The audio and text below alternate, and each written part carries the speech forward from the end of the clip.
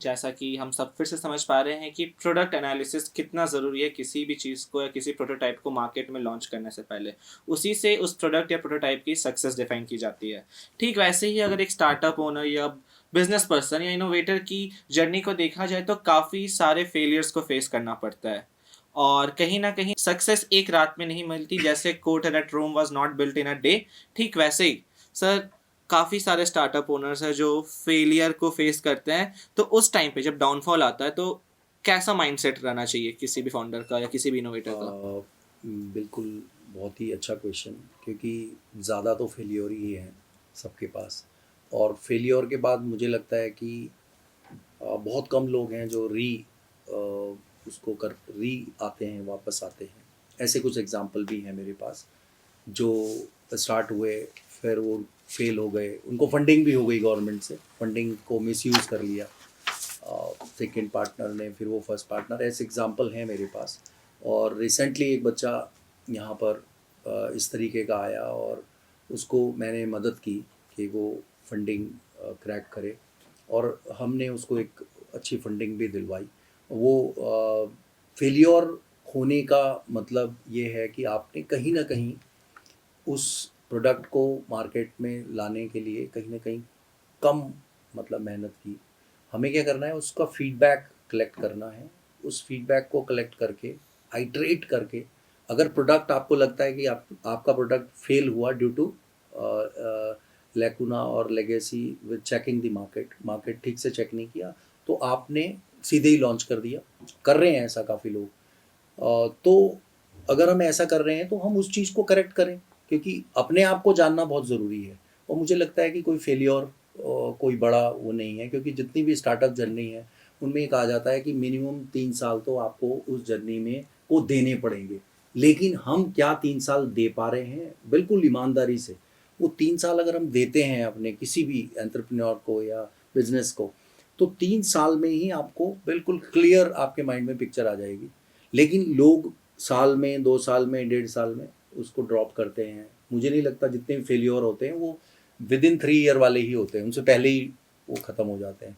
या एक फैशन भी बना हुआ है यूनिवर्सिटी स्कूल्स में कि हैकाथॉन है, जाओ पार्टिसिपेट करो, और बस विन कर लिया और आपने एंजॉय कर लिया, और फिर आपने उस प्रोडक्ट को कर दिया, क्योंकि आपने मार्केट नहीं किया था, कई चीज़ें आपने छोड़ दी, सिर्फ प्रोटोटाइप पे फोकस किया। जबकि और उधर बिजनेस वाले बंदे का भी है कि बिजनेस समझता हो, मार्केट भी देखना चाहिए उसको, उसको डॉक्यूमेंटेशंस भी देखना चाहिए, उसका इनोवेशंस के जो इन्वेंटिव स्टेप्स हैं उन पे भी थोड़ा फोकस करना चाहिए। तो अगर हम इस तरीके से प्लान करेंगे तो मुझे लगता है कि फेलियर नहीं होगा। और ईमानदारी से 3 साल तो दें अपने बिजनेस को, अगर देंगे तो 100% है कि आपको सक्सेस मिलेगी।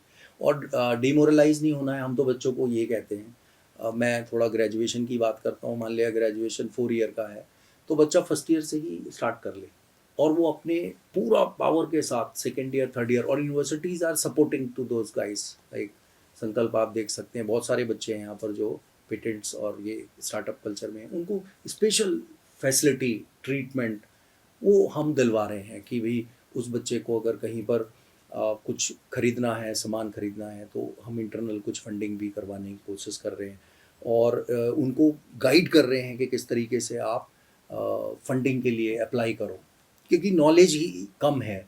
बहुत फंड है गवर्नमेंट के पास, अलग अलग रिसोर्सेज पे पड़ा हुआ है, लेकिन हम उसको वहाँ तक पहुँचने के लिए हमें थोड़ा सा माइंड मेकअप करना पड़ेगा। और 3 साल में ही आप अपना कर लो।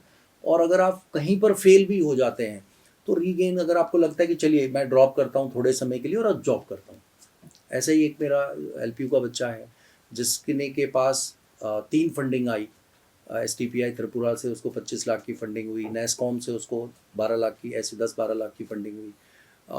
वो तीनों फंडिंग लेके बैठा रहा और प्लान करता रहा कि क्या करूं, because there is a game of equity, 5% जो भी था। तो उसने नहीं किया, और फाइनली क्योंकि उसके पास लोन था, तो उसने वापस अभी जॉब ज्वाइन किया। He reached up to a good package, क्योंकि उसका स्टार्टअप था। उसने क्योंकि उसकी जॉब पहले डिफेंस में हुई, तो उसको बंद करना, दिखाना पड़ा कि मेरी लायबिलिटी कहीं और नहीं है, उसको खुद खुद फोर्सली उसको बंद करना पड़ा।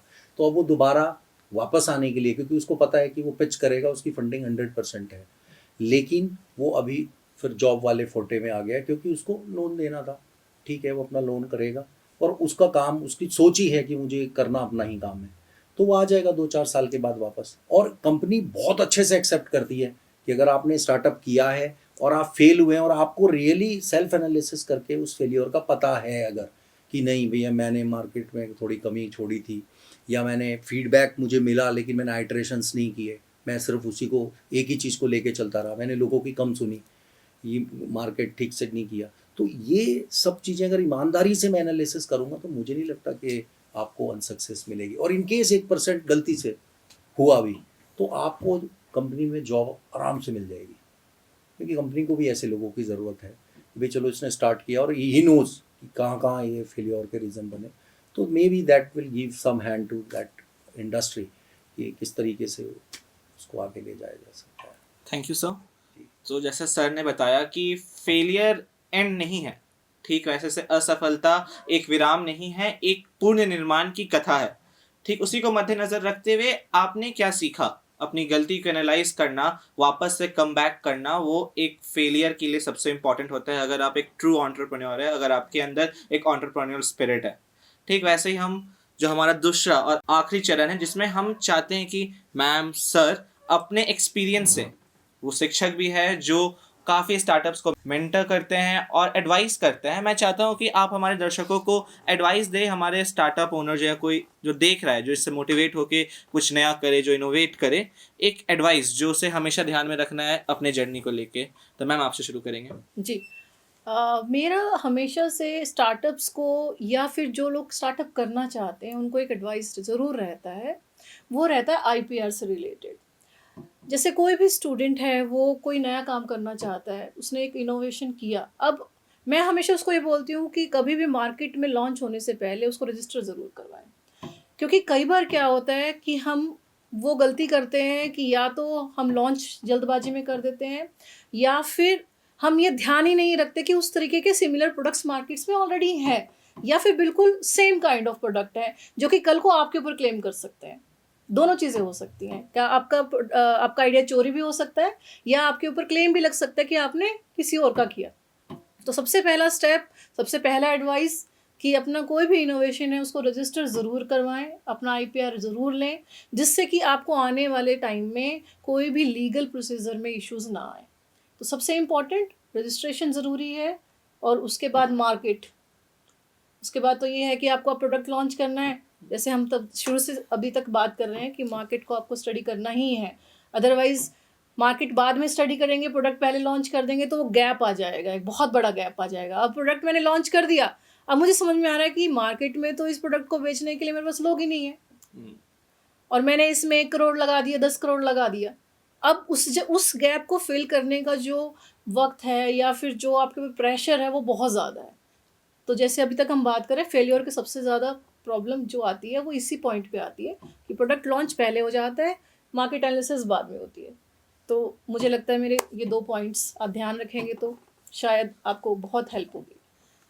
तो सर की ओर बताइए, सर आपकी क्या विचार है, एक ऐसा सुझाव जो हर छात्रों या किसी भी स्टार्टअप ओनर या इनोवेटर को ध्यान में हाँ, रखना चाहिए? मैं देखो सुझाव देने से पहले मैं आपको थोड़ा सा 2 केस स्टडी हैं हमारे पास, उन्हीं से रिलेटेड मैं फिर आगे आपको सजेशन दूंगा। हमारे यहाँ पे एक स्टार्टअप, एक रजिस्टर्ड कंपनी है बीबी डायनामिक्स, और आई थिंक आप जानते भी होंगे, देवेंद्र सिंह है एक लड़का। When I met with him और आई थिंक 3 ईयर अर्लियर, हमने फर्स्ट एक वर्कशॉप कराई थी। एक्चुअल में दिखता है, सिंबल्स दिखते हैं बच्चों में। आप एक वर्कशॉप लेंगे, आप कुछ भी कराएंगे तो आपको सेपरेट से आइडेंटिफाई होते हैं बच्चे जिनके अंदर खुद में क्यूरियोसिटी है, कुछ करना है लाइफ में। तो Devendra got a good funding, हमने उसको शुरू से गाइड किया, और हमने गाइड किया, और he is a very good follower. उसमें इफ़ बट नहीं है कि ये मेरे मेंटर हैं और मुझे 100% इसको फॉलो करना है, एक भी सेकंड नहीं है। और वो भी नहीं है कि मैं आज इसके पास गया, कल मैं कहीं और घूम रहा हूँ, किसी दूसरे के पास जा रहा हूँ। तो हमने उसको 2 फंडिंग दिलवाई, और अभी वो बिल्कुल फाइनल एक प्रोडक्ट उसका, वो दोनों गवर्नमेंट ऑफ इंडिया की फंडिंग है। और अब वो बच्चा इस लेवल पे आ गया है कि now some venture capitalist is ready to give him 2 crore for establishing their manufacturing. तो आई होप सो कि बहुत ही जल्दी वो बच्चा आ जाएगा, और वो इलेक्ट्रिक व्हीकल में बैटरी मैनेजमेंट सिस्टम और बेसिकली ओबिडास जैसा ही एक इक्विपमेंट क्रिएट किया है उसने, और उससे बहुत सारी चीज़ें पब्लिक में एड्रेस होंगी। सिमिलरली अभी एक और स्टार्टअप को हमारे फंड हुआ है, वो है आपके GAIA स्पेस प्राइवेट लिमिटेड के ऑनर सचिन श्रीवास्तव जी, उनको भी एक अच्छा फंड मिला है अभी। वो हमने जो सही से गाइडेंस में चलेगा, फॉलो करेगा, उसको फंड भी मिलता है, उसका प्रोडक्ट मैच्योर भी होता है, और वो राइट डायरेक्शन में राइज भी करता है।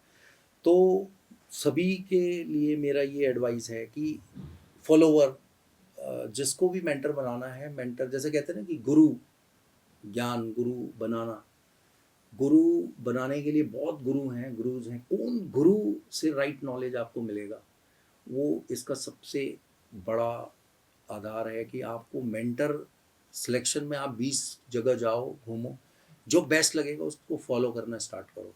अगर आप रिलायबल होंगे तो आपको मेंटर बाउंड्रीज से बाहर जाकर सपोर्ट करेगा। तो ये बच्चों को ध्यान रखना है। ऐसे नहीं कि हर रोज़ आपको अपने एजुकेशन के साथ साथ पढ़ते पढ़ते अलग अलग डायरेक्शन में बच्चे चले जाते हैं। टाइम मैनेजमेंट नहीं होता उनके पास। कुछ बच्चे दिन भर कुछ पढ़ने वाले होते हैं, वो पूरा क्लासेस भी करते हैं। तो हम बच्चों को कहते हैं क्लास में आना भी नहीं है, कंप्रोमाइज़ ही नहीं करना है, लेकिन आपको एडिशनल टाइम मैनेजमेंट सीखना है कि भाई आप अगर 4 बजे हमारे पास आते हैं तो 10 बजे 8 बजे तक हम लोग अवेलेबल हैं। आप बोलेंगे 10 भी हम रह लेंगे। तो उस ड्यूरेशन में वो कैसे मैनेज करता है, अपने असाइनमेंट भी करने होंगे उसको डे के, वो अगर वो मैनेज कर लेता है तो मीन्स वो 15 घंटे काम करने वाला, 12 घंटे काम करने वाली कैपेबिलिटी उसमें आ गई टाइम मैनेजमेंट की। तो फिर वो अपने आप करेगा, चाहे अच्छा काम करेगा आगे फ्यूचर में। तो बस यही सजेशन है कि ईमानदार रहिए, पेशेंस रखिए। दूसरा अपनी लिसनिंग और स्पीकिंग चलिए ठीक है, मैं टेक्नोलॉजी में अच्छा हूँ तो हो सकता है स्पीकिंग कैपेबिलिटी में कहीं रह जाए, बट टीम ट्रांसडिसिप्लिनरी क्यूरेट करिए, बहुत ज़रूरी है। एक मैनेजर ज़रूर चाहिए। जैसे मैं ऑब्जर्व करता हूँ, हम इंजीनियर हैं, हम अपने प्रोडक्ट से लगाव करते हैं, अपने नॉलेज से लगाव करते हैं, अपने ब्रांच से लगाव करते हैं, और हम बाहर की लोगों को नहीं। लेकिन मैनेजमेंट एक ऐसा प्रोफेशन है जो स्ट्रेस लेना, स्ट्रेस मैनेज करना, वो सब जानता है। बिजनेस प्लान कैसे प्रेजेंट करना है। तो ये ना करें कि मैं ही प्रोडक्ट भी जानता हूँ, मैं ही कोडिंग भी करूँगा और मैं ही प्रेजेंट करूँगा। तो हो सकता है कि आपको भ्रम हो गया हो कि आप कोडिंग अच्छी कर ले रहे तो आप प्रेजेंट भी है। अगर तीनों स्किल आ गई फिर तो आप बॉस हैं, अकेले ही आप चल लेंगे, लेकिन सब में नहीं होती तीनों स्किल।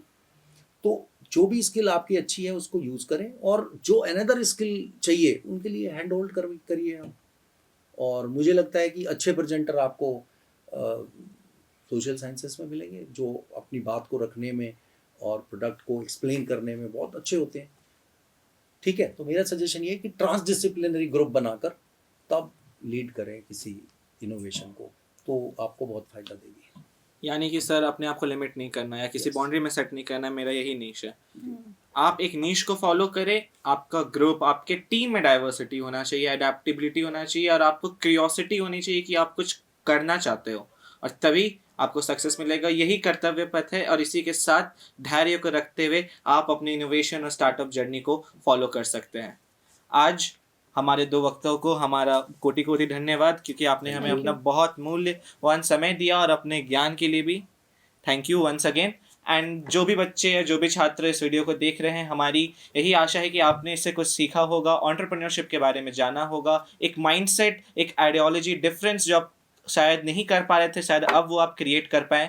इसी के साथ आप देश का कुछ भला करो या समाज कल्याण करो अपने इनोवेशन और अपने स्टार्टअप के साथ। Thank you.